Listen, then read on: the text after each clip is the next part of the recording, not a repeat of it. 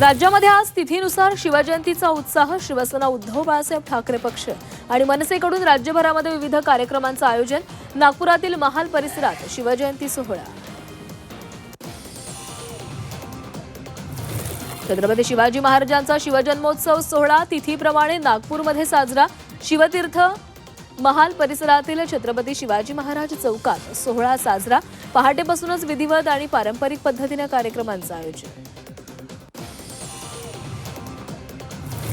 राज्यामध्ये 48 लाख कुणबी नोंदी आढळल्या. आतापर्यंत 12 लाखांहून अधिक कुणबी प्रमाणपत्रांचं वाटप. मंत्रिमंडळ उपसमितीच्या बैठकीमध्ये महत्त्वाची माहिती समोर. राज्यातील सुमारे 50 बिबटे वनतारामध्ये पाठवणार वनमंत्री गणेश नाईक आणि वनतारा व्यवस्थापनामध्ये करार. वनविभागाच्या निर्णयानंतर विरोधक आक्रमक होण्याची शक्यता. लेबनॉनवर इस्रायलकडून बॉम्ब हल्ले. लेबनॉनमध्ये दिसले धुराचे लोट. लेबनॉनमध्ये 102 जणांचा मृत्यू. लेबनॉनमधून नागरिकांचं पलायन.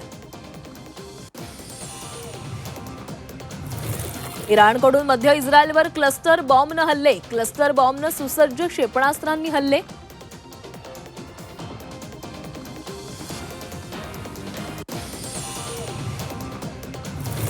तेल अवीवमध्ये इराणकडून भीषण हल्ले. हल्ल्यानंतर तेल अवीवमध्ये मोठं नुकसान. इस्रायलवर इराणकडून बॉम्ब हल्ले सुरूच.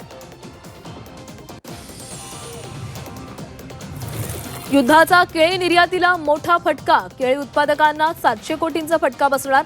केळीचे 1500 ते 1750 कंटेनर अडकले. हजारो कोटींचं नुकसान. व्यापारी चिंतेत.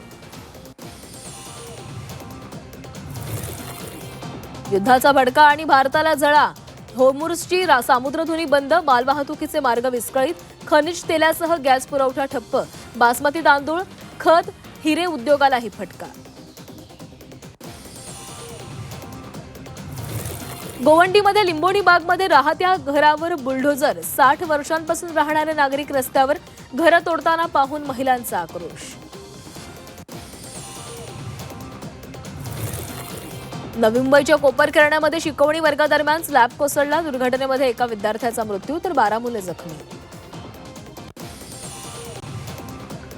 हिंगोलीमध्ये घरकुल लाभार्थ्यांना मोफत वाळू मिळणार. 28 वाळूघाट घरकुल लाभार्थ्यांसाठी राखीव.